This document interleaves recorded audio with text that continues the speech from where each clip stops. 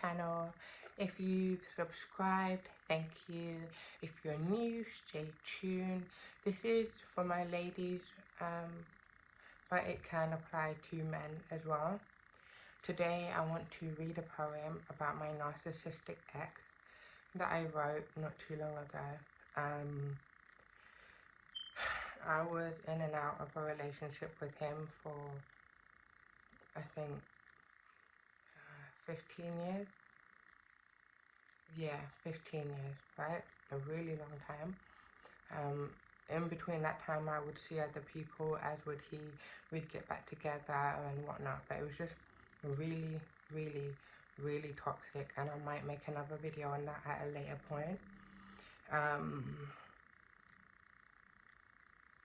Being somebody who never had a mum or dad and was living by herself at 16, there's a lot of lessons I've had to learn the hard way, particularly with boys.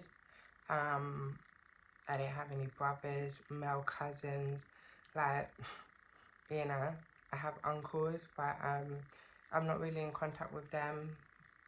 That we're not really close as a family, and so there's no male family member that I could have ever learned anything from about the other sex, right? This specific ex has caused me a lot of heartache, most of which I think could have been avoided had I had that role model, father figure, like brother, someone to really show me beforehand, you know. So, but it's okay, we're here, you know. There's a lot of many lessons that I've learned as a result of that relationship, which will bless me moving forward. So I just wanted to share this poem with any other woman or man, because women can also be narcissists as well, who may have been in a similar situation of entanglement of some sort, and it's a very much a roller coaster, you know. It's like you hate them, but you want to talk to them. You can't stand them, but you need to see them, you know, them kind of off-key, demonic, soul-tie kind of relationships, right? So let me not ramble on. If you guys want to hear about my relationship with this person, you know, because there's a lot, then leave your comments down below and I will post a video, just maybe speaking on a few life lessons or things that I've been through with this person, and maybe lessons that I've learned as a result of that moving forward. But yes, if you like my poem, please like and subscribe, please. That will really help my wonderful, beautiful new channel. So let me get it in my book.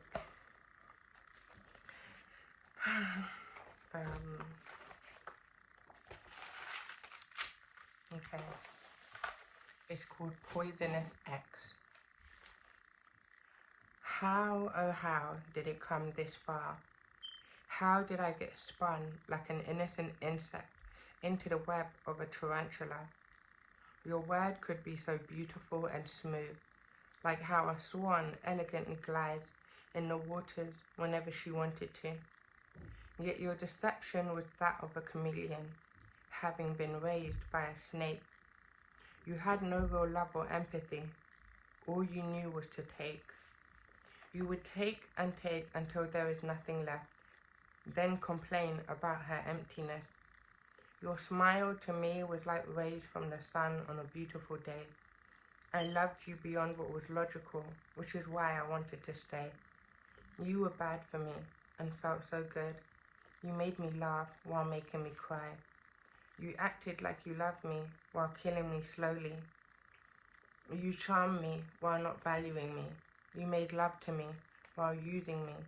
You said you loved me while showing no respect for me. Yet I still loved you for who I thought you was, only to receive a wake-up call from my Father God. Even then, I prayed to make it work, but you purposefully created stumbling blocks. The way I loved you, I hope it will haunt you, to know what you have lost, what you could have had, twice, but your selfishness took their life.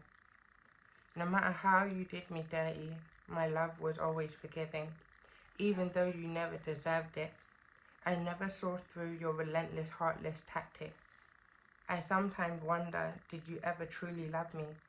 Even if it was just for 1 hour or 5 minutes, was there ever a moment you meant any of it? The answer was no, because how can a snake love on its prey? Sometimes in the wild, a lion will play with its prey for a while before devouring it. That was us and our relationship. You played with me knowing it wasn't going to end pretty, yet told me you loved me only to confuse me and use me, then create a Christmas list of things I needed to do to be good enough to be with you. God forbid you look like the bad guy, so I must have gotten all of your wording and evil actions wrong. Regardless, this poem is our last goodbyes. No man has ever hurt me the way you have, maybe because I have never loved anyone the way I have loved you. But you treated me like I was disposable, someone you weren't afraid to lose. That's a shame, because you lost not just a great woman, but the wonderful life, beautiful kids, and amazing, powerful couple I knew it could be. In a few years' time from now, you will wonder what happened to me, but that will be no longer your concern. My smile, you will no longer see. My laugh, you will no longer hear. My hug, you will no longer feel. My love, you will no longer have. Such is life. We have to take the good with the bad, but know that you are one of the biggest lessons I have ever had. There was so much you never truly knew about me. More time I was either on eggshells or trying to fit into your box, which is sad, because you only dimmed my light being around you. Loving you was like holding tight to a thorn bush, yet I pushed through for you because there was nothing my love wouldn't do. But you can't love someone who hates you. It's the only explanation for why you did and do what you do. At this point, I know I never truly knew you or what you were capable of, hence I am now fed up. Goodbye to the man who tried to break me, trash talked me, laid hands on me, verbally abused me, broke my heart countless times while making me smile, me believing the pain would have been worthwhile. I don't hate you, I just don't want you. I am done choosing the cheese on the mousetrap. I'm done with that and I'm not looking back. I no longer love you and I consider that a flex. Goodbye to my heinous, poisonous ex. The end. Forgive me because my voice is just croaky. I don't know why, but I really like that poem, having written it. I feel like it speaks so much of the relationship that I had with him, and even then, I probably could have written so much more, but my hand was getting tired. I don't know if I should write a part 2. Yeah, it's just 2023 for me. It's just really about knowing my worth. You know, plus I'm of age, so I really don't have time to be wasting time. And with him, he's shown me so many things. I now know what to look out for, and it could be the slightest of things. He's done them all, you know. Yeah, and I'm just at that point where if anyone just shows me just a hint of pink on their flag, I'm not gonna wait for it to get red. Like, I'm done. You know, it's just, I feel like as women as well, particularly us that have loved someone from a young age, I feel like when you meet someone at a young age, it kind of cages you into that mindset, because there could never be anyone that I met after him over the years that could have had a strong hold on me the way that he did. And I feel like it's because he met me at a point, I was 17, where I was very vulnerable. I was very young, dumb, naive, very innocent.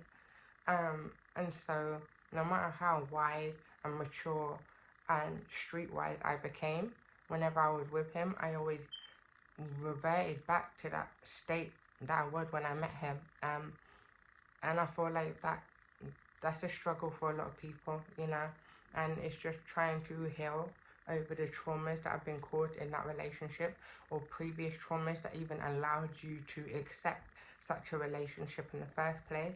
Um, and be kind to yourself, you know. There were many times I could have beaten myself up over how many countless times I took him back, how much I desired to be with him when I was the prize, you know. I think men and women can be the prize, but I'm a Christian and the man is to work for the woman. Like, I am the prize. The Bible says, he who finds a good wife has a good thing, or finds a good thing, something like that, right? And that a man is supposed to love his woman as Christ loved the church. He's supposed to honor her and cover her, you know. And there's things that we women are supposed to do for our men, although I was not married to this man, but as I heard in a previous video, so well put by some man questioning his woman who wanted to marry him and he wasn't ready, you embody that of a husband or a wife before someone asked to marry you. Some woman wanted her man to propose to her. Maybe he wasn't ready, I honestly don't know. And at this time, she wasn't cooking for him. She said, if you marry me, then I'll cook for you. And he was, you know, maybe not happy about it, but whatever. And she's like, well, if you marry me, then I do wifely things, which is ironic because I'm pretty sure at this point they are having sex. So the fact that cooking is put above sex is, you know, crazy in our society, but okay. So he then questioned her, so you want to marry me? She's like, yes, like adamantly. And he's like, okay, why do you want to marry me? And she was like, because I love you. He's like, why do you love me? She's like, because, you know, you do all the things that I want my husband to do in it. And then I think she listed some of them. So he's like, okay, thank you. So basically what you're saying is you see your husband in me. And she's like, yeah. And she's like, so what you want your husband to do, I'm already doing. And she's like, yeah. I think he was trying to teach her a lesson, like show her about what she should be doing, behaving like a wife now for him to see her as a wife. But I don't think she was getting it. But anyway, so he's saying, I'm just being myself, you know, that's just what I do. But the fact that I'm ticking off all of your boxes for what you want your husband to do, I guess, is now why she wants to marry him. So if she was cooking and she was behaving like that of a wife, he might then choose to marry her, which I think is very possible. Just don't be giving up the coochie. Cook, clean, you know, be on your A game, you know, be in your feminine energy, whatever, but just don't sleep with them. And I think a lot of men are going to want to marry such a woman. But, you know, whatever. And so with that being said, I feel like I am the prize, and to somebody else, they will see me as the wife that they've always wanted. To this man, I wasn't. To this man, I was a problem. I was a burden. I was an annoyance. You know, I was just maybe entertainment. You know, when you're bored and then you think, okay, I'll play with my, I don't know, on my phone, some game that you don't even like, but you're that bored you're willing to play the game, you know? It's, nobody wants to be the side, nobody wants to be second best, nobody wants to be the best of a worst case scenario. No one wants to be that. And sure as hell not me, you know? I knew better, but I wasn't able to do better because of the mindset I had when I was around him, which I believe was because of the state that I was in when I met him. And that took a lot of conscious effort to acknowledge what it was, what was going on, in order for me to slowly detach myself from that. I don't even know if what I'm saying is like making sense, because I just feel like I've been a bit all over the place, but you know, for those that are in such a toxic relationship in your own way, like, I'll just say it's not worth it. If you're with a toxic woman, she's not worth it. You know, a narcissistic woman could be someone who blatantly does wrong, and when you try and confront her, she starts crying. She'll be someone that, you know, you try and confront her about certain stuff, and she'll gaslight, because, you know, both men and women of narcissistic traits can do that. Gaslight, but definitely crying, really making you feel sorry for her, like, where, like, she's the victim. I'm so sorry, you know, I didn't understand you, you know, maybe I was wrong, you know, all of that type of stuff. You know, definitely I feel like the waterworks, or playing sad, like, oh, so you don't trust me, so that's what you think of me. No, it's fine, I don't want to talk to you. You know, giving you the cold shoulder as if you've done wrong. You know, I know of a female who is like that. I don't know if she's like that anymore, but, you know, she's cheated on multiple of her partners, and she's very good at gaslighting, you know. And I don't think any of her partners knew that she ever cheated on them. But it happens, you know.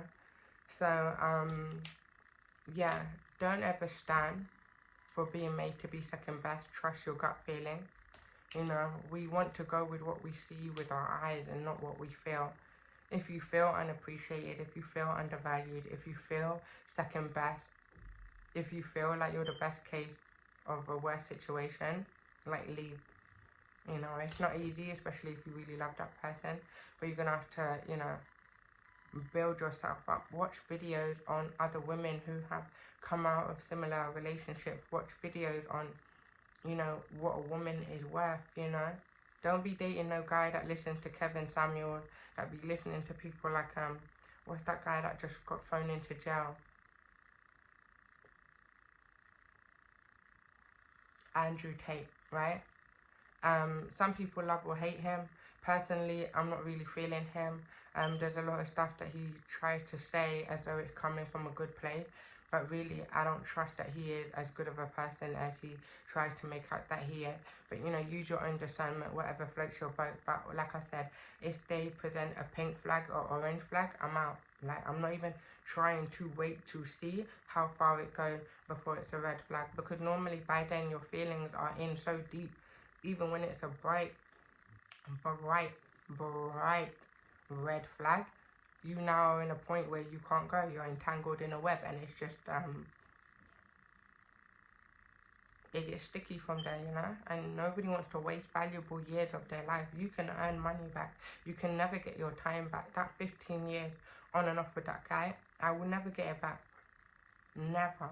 He was a wasted investment of my feelings and my emotions, and I say that without being bitter about it, because I don't hate him. Like I said in the poem, I just can't. I honestly just can't. And plus, as well, as a Christian, it's just as well, because we're not supposed to, we should forgive anyway. But I really did waste a lot of valuable love, and too much energy on a man that never appreciated it from the get-go. So to all my young women older than me, same age, it's never too late to start again.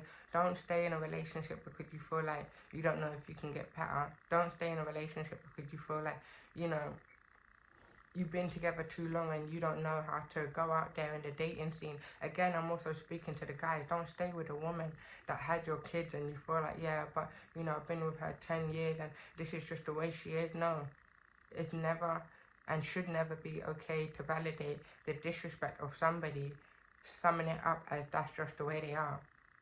No, you know, unless you're married. If you are married, then I will say really try and work that out and find a way to build yourself up, to put them in their place and make them know they can't talk to you like that. And if they have a problem and they want to leave, then that's on them. But you have to really try and make your marriage work. But if you are not married, even if you do have kids, yes, if you are not married, no, don't put up with that. That's not healthy for your kids to even grow up around. I'm almost grateful that I never had kids for this man, even though the last abortion that I did have still plays on my mind up to now. You know, I have a friend of mine, if you're watching this, I apologize for bringing this up, right? And she, from what I know, is with a man who was never attracted to her. I don't think he ever loves her. I don't think he wants her. But she loves him, she's attracted to him, and she loves him. But on all levels, he does not feel the same. He disrespects her in front of the kids. He doesn't help her with the kid. He keeps her struggling, you know. And if he does help, it's one of those selfish help. It's a help so that I can use that over you and say, well, I did this kind of help, but it's not even really help, you know. It's almost like such people prey on your downfall, but then they can't admit that because they will look like the horrible, horrible, evil person that they are, you know. So she's now had a few kids for him, and certain things that she told me, even how he'd been with a situation where he behaved towards one of her children. I'm just like, that's not fatherly love. That's not fatherly love. That now even that child and him kind of joke in a way that's is toxic, but the child has picked that up now, and now it's just normal to them. So I hope they don't then meet a girl and treat her the way that this man treats my friend, because that's not how you should treat a woman. I hope that, you know, if they, you know, their daughter doesn't grow up thinking that it's okay for a man to treat her the way the dad treats the mum. I believe he also is a narcissist, you know, but that's for my friend to, you know, deal with, and, you know, whatever. If she stays with him, it's fine. If not, you know, it's whatever. It's none of my business, you know. But I want to give that as an example because there are so many people out here who are in really unhealthy relationships for years. For years. I even have a godmother who was with some guy on and off like me for years, and they only recently, I think maybe 2 years ago, nearly 2 years ago, broke up, like for good, like for good. In the meantime, he has had children when they've been on and off, like I've had children outside of mine and this man's relationship, which thank goodness, otherwise I wouldn't have no kids. She didn't have any kids outside of him and her relationship, but he did. And so they, you know, they probably break up, he'll see other people, they'll get back together, break up, he'll see other people, so forth. And now she's in her, I think she's in her 50s, and she says she's too old to have kids, and it's just too late for her to have kids. And it's crazy because she loved on a man for nearly her whole life, on and off, in a toxic relationship, to when you finally wake up and it dawns on you like, this is not it. She is now too old, or she feels she is too old, and it's just too late for her to have kids. That's a waste. No disrespect to her at all, because, you know, that could have easily have been me, but, you know, I don't want that for so many of my women out there. I don't want that for so many of you good men out there, wasting time with a woman who is really not serious, who will make up a ton of excuses why she don't want kids with you right now, why a man like this guy will make up a ton of excuses as to why he wasn't ready for kids. This man is currently 37, and from way back when, forever making up excuses as to why he weren't ready. In 3 years he'll be 40 and still won't be ready. And if I hadn't had kids when we broken up, I'd be, you know, in my mid-30s, still no kids, waiting, only to now realize he never had no intention of marrying me, having kids with me, nothing. That would have been a waste, you know. So I would love for so many of you guys to really wake up after this video, really contemplate on what I've said. Forgive me if I was a little bit all over the place, or if there's certain things I stated and never finished, my bad. But yeah, know your worth. You are amazing, even in your imperfection. That's the name of my YouTube video. Oh right, no, it's beautifully made, but it was going to be beautiful mess, because so many things can come out of beautiful. Messy situation can turn out beautiful. And just because you're not perfect, just because you have your flaws, just because you got your quirks and whatnot, doesn't mean you're not a gem, doesn't mean you're not a diamond, doesn't mean you're not great, doesn't mean you're not worthy of the most amazing of people or persons to love on you. You know what I mean? I'm not perfect. I'm not. I might have my quirks. I don't really know what they are because I do think I'm great. But obviously nobody's perfect, you know, so I have to have some quirks. But regardless, I still think um, I would make an amazing wife to the right man who truly appreciates me. Because I know how to treat my man who loves me, and a man who knows how to love on me. That companionship, you know, so many things we can do besides having kids.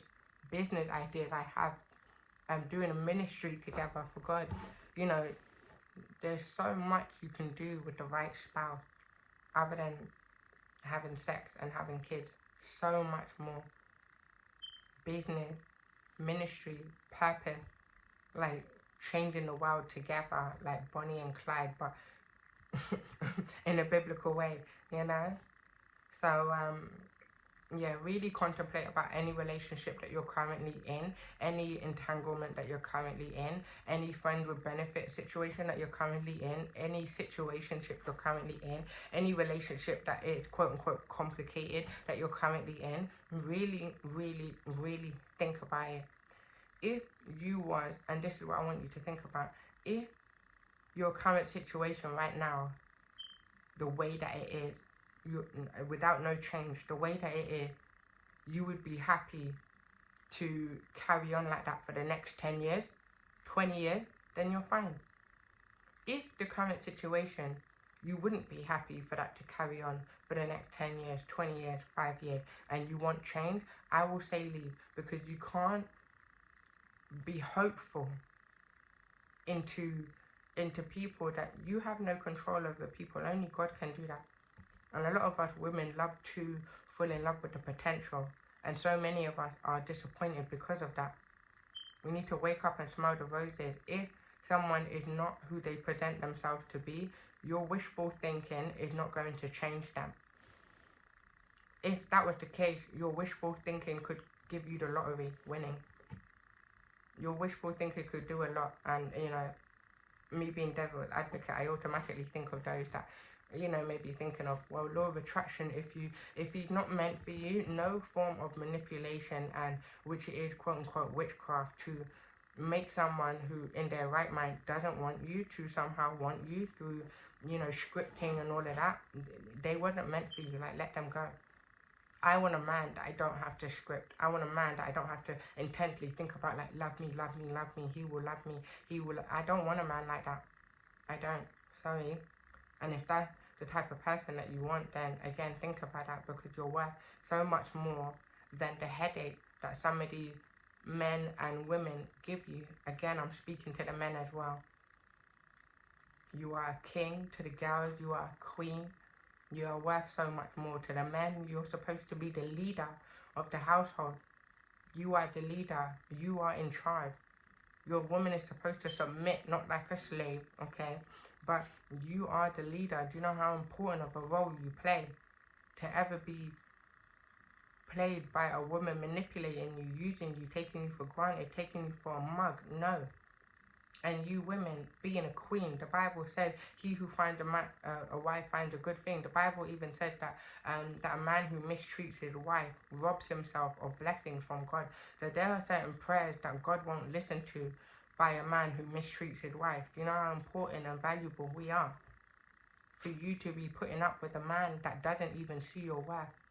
Don't be the woman who is worth, you know, diamonds and gold, but you're so used to getting dust and dirt that when a man comes and presents to you the littlest of things, like coal, he presents to you bronze or coal, you get gassed, so excited, because you've only ever been used to receiving dirt and dust, literally nothing. Like someone to present a coal to you, or you know, some kind of bronze or coal, like with what's that, colored as though it's like gold or something like that. You'll be quick to just grab it, because you're itching to receive that which you believe you're worth. But even though you haven't got it, the littlest of things to even imply that you're getting what you want to get, you'll grab it even though it's nowhere near up to the standards that you deserve. You know, and that's the dangerous thing about settling, because when you settle, your standards start to get lower. You might think, oh, you're settling, you know, but you're so much more than that, because when you settle for less, your standards become less. You become less of a woman, of a person, not of a woman, because obviously a woman's a woman, but you become less of a queen, that you start to no longer be a queen. You start scavenging for crumbs. Queens don't do that. Queens don't do that. Queens eat from beautiful, elegant plates with the most luxurious kind of, sorry, my battery, with the most luxurious kind of food, fruit, you know, vegetables, like top-notch plate, yeah, edifying food. They're not out here on the floor begging for crumbs. That's not what queens do. That's not what kings do. But that's what you end up doing when you're putting up with something that doesn't serve you. When you end up lowering your standard out of love. Love is a two-way street. If they don't love you, that's not love. You might love them, maybe, fair enough, but the whole situationship, it's not toxic. I want love that reciprocates my love. You know, I'm gonna actually make another video about what is love, because God is the definition of what love is, and I'm gonna break that down. But oh, look, my lighting, I don't know why. Okay, I'm gonna leave it there because my battery is dying, and yeah, this video is way longer than what I wanted it to be. I literally just wanted to read my poem, and I ended up coming out with some long speech. So I might make another video on relationship, our worthiness as people, men and women, what love looks like, you know, because God is the definition of love. And I'll probably break that down so that we know what to look for, you know. Yeah, I'll probably try and do that soon. But otherwise, if you've stayed tuned to my video for this long and you liked it, you feel like it helped you, it was relatable, you know, you just like my poem, whatever it is, please give me a like and a subscribe. If you like it, obviously, share, tell a friend, share my content, because it really helps me to get my message and things that I have to say out there to other people who may also appreciate my content. So yes, I appreciate you if you have stayed tuned. I really do. You, whoever you are, boy or girl, looking at me, looking at you right now, I appreciate you. Thank you. Yeah, so otherwise, have a good day, good night, good evening, and peace.